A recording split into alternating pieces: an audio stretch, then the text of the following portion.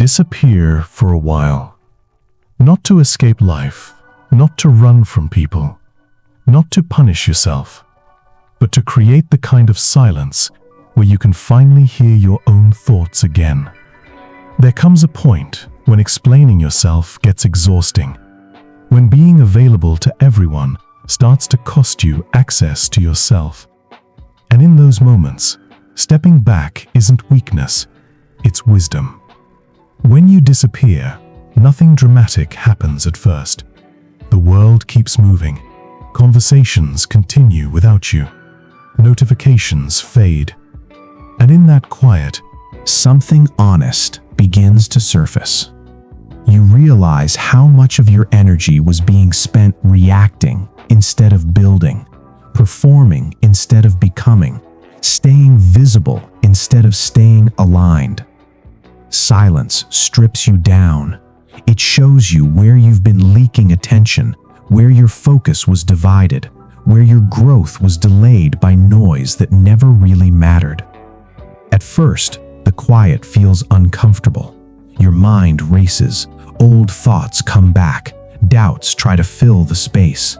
But if you stay long enough, the chaos settles. Breathing slows. Clarity replaces urgency. You stop asking what people expect from you and start asking what you actually need. This is where rebuilding begins. Quietly, without announcements, without validation. You rebuild your habits first, the small ones no one claps for, the early mornings, the consistent effort, the uncomfortable discipline that doesn't look impressive, but changes everything over time. You rebuild your standards, what you allow around you, what you tolerate from others, what you demand from yourself. You rebuild your mind, learning to sit with discomfort without reaching for distraction, learning to think clearly instead of constantly consuming, learning to choose long-term growth over short-term relief. When you disappear, you stop explaining your process. You stop proving your worth. You let results speak later. This is where real confidence forms, not the loud kind, but the quiet certainty that doesn't need attention to survive. You begin to move differently, slower, more intentional, less reactive.